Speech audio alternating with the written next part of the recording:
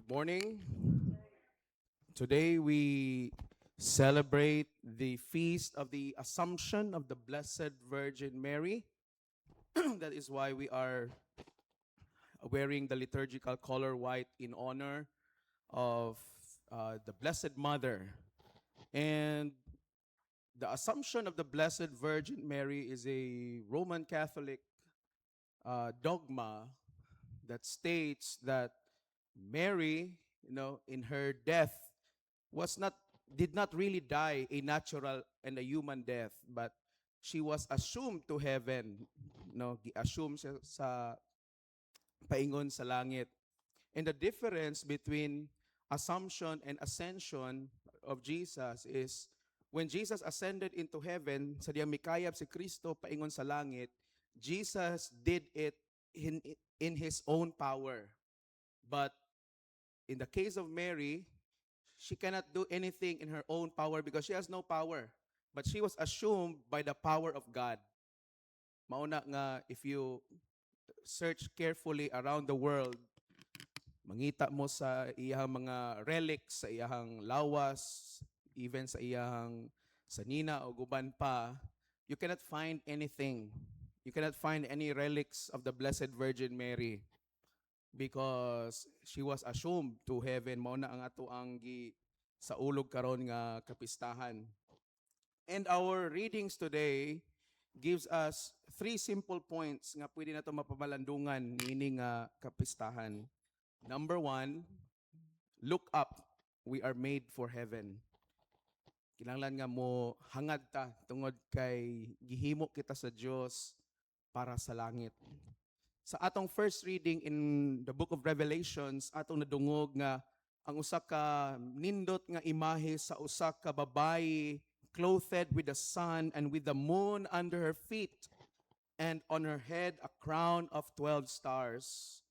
Makita ninyo nga sa Revelations chapter 12, to be exact, nga nay usa ka imahe sa usa ka babayi nga ang mura kunog sama sa nagsanina, sama kahayag sa adlaw, o ang bulan anaa ilalom sa iyahang tiil o gikoronahan siya og 12 ka mga bituon.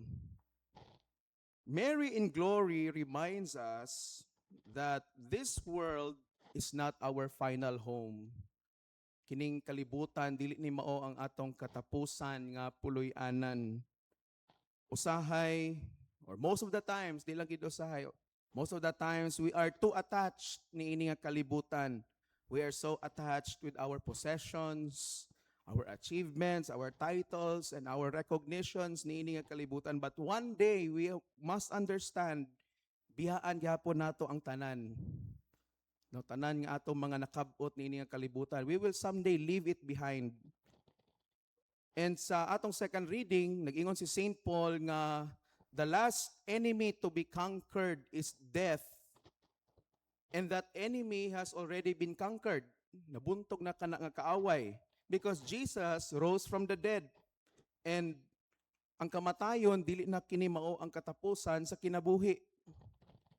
Mao na mga igsoon, so when life becomes difficult, kumo magkalisod na ganita sa atong kinabuhi, just look up, hangad. Okay? Look up. When someone you love dies, look up, no? If you feel lazy going to church, just look up, hangad. If you feel discouraged in life, look up and understand that heaven is your destination. Ang langit maoy atong paignan. Ikaduha, step out. Serve while you are here on earth. Ang atong ebanghelyo, nagsulti ka nato nga sa diyang nadawat ni Maria ang balita nga mahimo siyang inahan sa atong manluluwas, miadto dayon siya, okay, sa iyang igagaw nga si Elizabeth. Og nasayod ta si Elizabeth, mao ni ang inahan ni John the Baptist.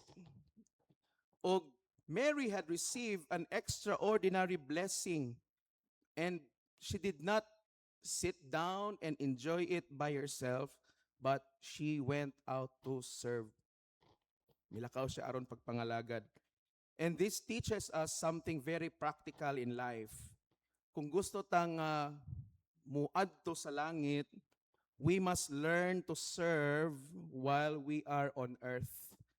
Kinahanglan nga magtuon ta nga mga lagad samtang niapata niini nga kalibutan. Because pag abot sa langit, mao ra gyapon atong buhaton, mga lagad. No? That's why we are all servers. Okay, mga alagad kitang tanan. We are servants. Dili man kinahanglan nga paghulat pataog ka ng dako nga pagpadayag sa atong kinabuhi nga mahimo tang propeta, mahimo tang banggiitan nga dikon, pari, obispo aron nga mag-alagad ta. Kinahanglan lamang nga naatay kasing-kasing nga andam nga mag-alagad. Unsaon man ni Father, no? Like example, kung naa kay nahibaluan nga nag-inusara, bisitahi siya. Or atimana ang mga tigulang, tabangi ang imong silingan. Mga ginikanan, pamatia ang inyong mga anak. Pasaylua ang tao nga nakapasakit nimo. Kini mga butanga ginagmay lang ni, pero these are acts of service. Mga buhat kini sa pagpangalagad. Mauna nga kung gusto ta nga musunod ni Maria, sama ni Maria nga tuwa na sa langit, kinahanglan nga muadto sa balay ni Elizabeth, no? Ambot pasabot nga kung gusto ta muawat sa panulundon ni Maria, kinahanglan nga muawat sa ta nga miadto siya sa iyang igagaw. Kita pod muadto pud ta sa ato mga kaigsuonan, no? Amen.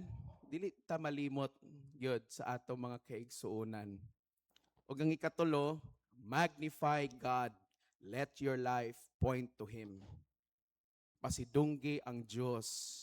Kinahanglan nga atong kinabuhi magpuntirya or makatutok diha kaniya. Ang atong ebanghelyo in verses 40 to 56, it is called the Song of Mary or the Magnificat, no? The Song of Mary. Kay nagdaig siya sa Dios, ipasidunggan niya ang Dios. When Elizabeth praised Mary, Mary did not keep the attention for herself. No? Sa diyang gidaig ni Elizabeth, no, si Maria, kay ningon man si Elizabeth nga kay pagkita go nilang duha, pagkadungog ni Elizabeth sa tingog ni Maria, ang bata sa tiyan ni Elizabeth nga mao si John the Baptist, milihok, matud pa niya, niambak daw, leaped for joy. Okay? Mo nang ningon si Elizabeth nga bulahan ikaw sa babae nga tanan. Di ba? Familiar na di ba nga phrase? Because that's what we recite in the rosary. You know, blessed are you among women, and blessed is the fruit in your womb, which is Jesus. Those were the words of Elizabeth.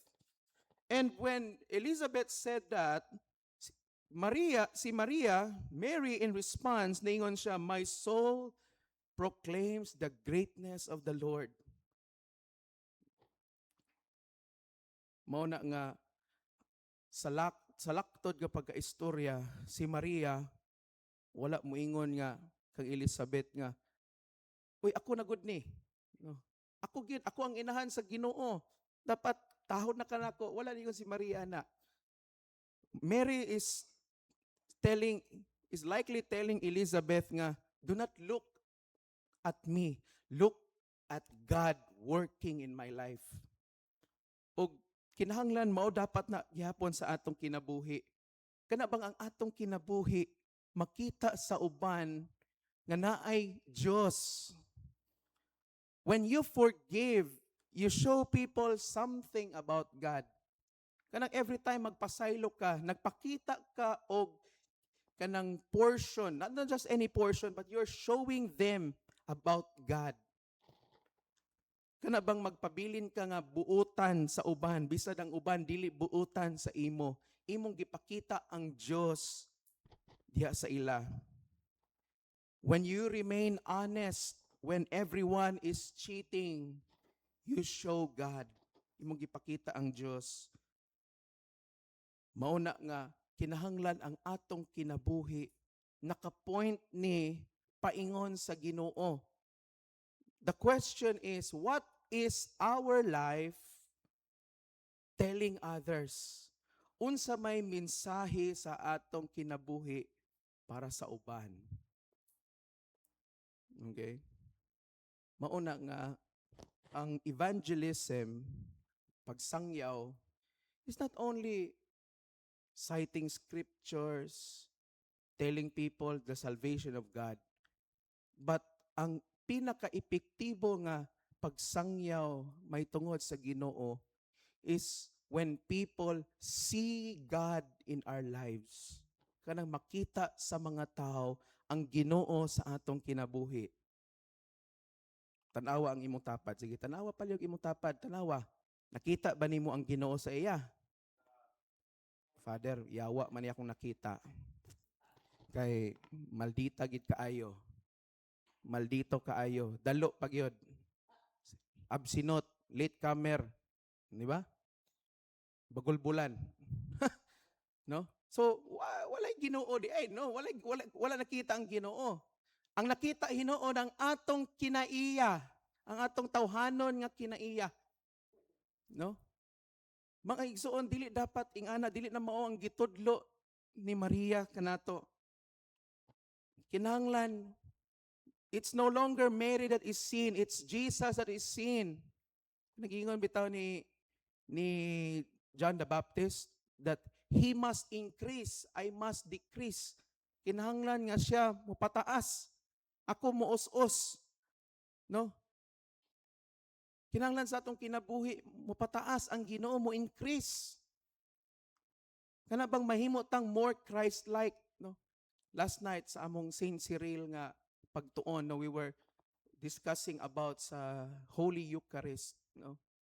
Ingon si Father J nga ang Holy Eucharist should transform us nga mahimo tang imago Christi, mahimo tang image of Christ. Kana bang every time we partake the Holy Eucharist, the precious body and blood of Christ, mahimo tang sama niya, we become more like Him. Mao na nga sa atong kinabuhi, we should become more like Christ. We should become more like servants, no? Whether you are a leader, a deacon, a priest, a bishop, dili ang imong posisyon, ang imong title may makita. Kana ba makita ka sa tao nga mauni ang alagad. Mauni ang sulugoon. Di kay makaingon ang tao, mauna ang sigurista. Maunang talasugo. Oh. Because it is us that is seen. Kita man ang nakita. Manatulo ka buta nga gitudlo sa atong ebanghelyo karon. Look up, di ba? Hangad. Heaven is our destination. Ikaduha, step out, serve along the way. And then ikatulo, magnify God. Pasidunggi ang Diyos. Let your life lead others to Him. Mao na nga manghinaot kita, may the Blessed Virgin Mary nga nauna na kanato. Help us live well here on earth. Naot nga pinaagi sa mga pag-ampo. Dili nato isalikway ang atong inahan. Kinsa may tarong nga anak amo salikway sa iyang inahan. No? Kamo pangutan-on mo nako, kaya ba ninyo isalikway ang inyong inahan? Dili gyud. Kay ngano man, kay kung magkinaunsa mo, sa iya raman gihapon mo magdagandagan, mangayog tabang. Magkalisod mo, mama raman gid gihapon. Ma. Bisan pag gipangbungot na, ma. Mura lagi baka paminawon. No? Manayon ninyo isalikway. Kung dili ninyo isalikway inyong kalibutanan nga inahan, how much more ang atong inahan nato? Amen? Dawato nato ni, di nato na ilikay-likayan, mga igsoon. We are not practicing idolatry here. We're not replacing Jesus for Mary. Wala to puli si Kristo kang Maria. No, it's nothing like that. No? We're honoring Mary because of her great love for Jesus. gitahod nato si Maria tungod sa iyang dako nga gugma kang Kristo. And when we honor Mary, we also honor Jesus. Kung ato gipasidunggan si Maria, sama ra nga gipasidunggan gyapon nato si Ginoong Hesukristo. So in short, glory to God gihapon. Dili glory to Mary. Dili mo makadungog ana. Di ba? Sa atong sa gospel proclamation na to, praise to you, Blessed Virgin Mary. Di makakadungog ana. Praise to you, Lord Jesus Christ, ginapermi. Because all glory belongs to God.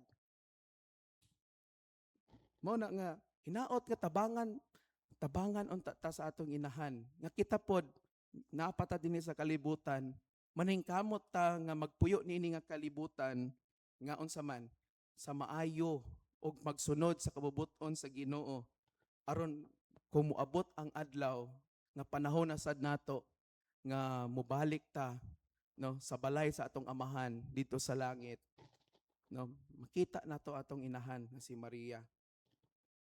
Tabangan, mangayo kita kanunay sa iyang panabang. Let's not be shy about this. Dili ta maulaw ani. No? Truth be told, sa una confused man ko ani nga pagtulunan gihapon. No? Because I am a born CEC. No, CEC magid ko. Na bunyagan CEC, na kumpirmahan CEC, na ordinahan CEC gihapon. Never man na introduce si Maria sa among pamilya, no? But pagkanindot kaayo og grasya lamang gyud sa Ginoo nga naagbat nako ni nga pagtulunan.